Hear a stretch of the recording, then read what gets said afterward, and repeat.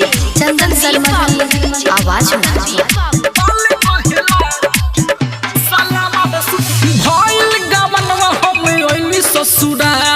ससुराल में सैया जी करे ले कमाल भइल गवनवा हम ससुराल में सैया जी करे ले कमाल जब चहले निगहिया में गजब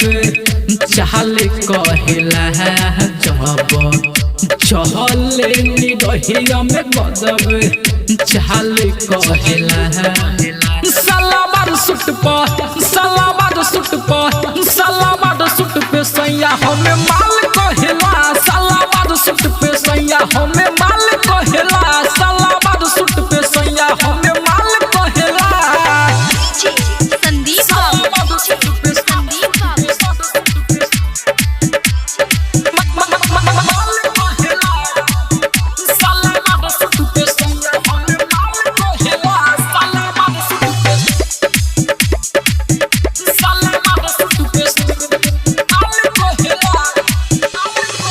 साड़ी जब पहनले तो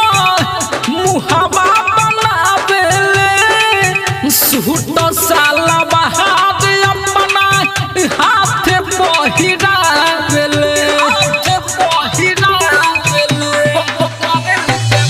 साड़ी जब पहनले तो मुहावा बनावेले सूट साला बहाद अपना हाथ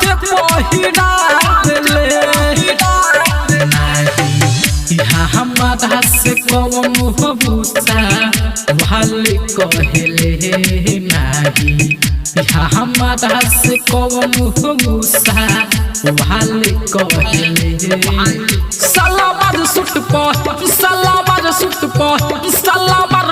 पे सैया हमें माल कहले सलावार सूट पे सैया हमें माल कहले सलावार सूट पे सैया हमें माल कहले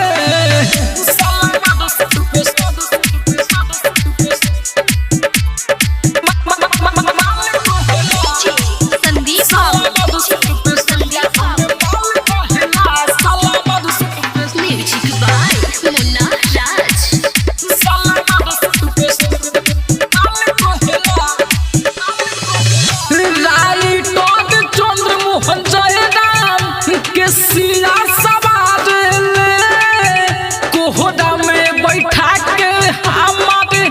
नथिया उतार ले रहाई टोड चंद्र मोहन जयराम के सिया सवार ले कोहरा में बैठा के हमारे नथिया उतार ले